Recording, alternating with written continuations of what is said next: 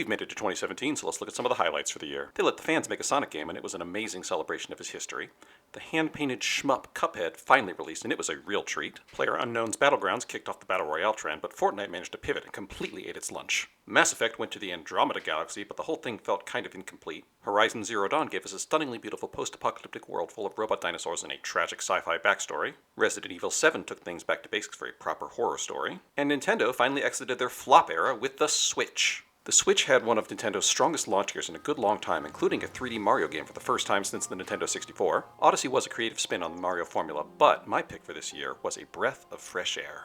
The Legend of Zelda: Breath of the Wild. When Nintendo started talking about Breath of the Wild, they sounded years behind. Do you see that mountain over there? You can go to it!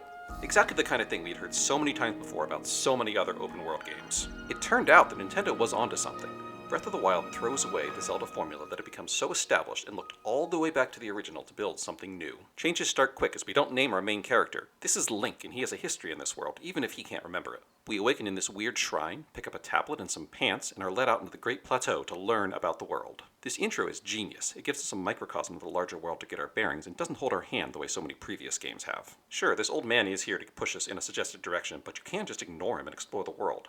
The game trusts you to make choices even if they're wrong. And this game really is about that sense of exploration and adventure. To reinforce that, traditional Zelda dungeons have been removed completely and replaced by these shrines, which are dotted all over Hyrule. They serve as bite-sized puzzles that explore the game's mechanics, as well as your fast travel points. It always feels exciting when you stumble upon one of these, or find one you've been searching for a while. The first four here on the Great Plateau give you your abilities. Cryosis, which makes blocks of ice, Magnesis, which manipulates metal, Stasis, which stops time, and bombs. They explode. I love the way this game introduces powerful abilities with a variety of applications, but if I'm honest, I was a little shocked that you never find more. With the first four shines out of the way, we were given our paraglider and some backstory and dumped out into the world.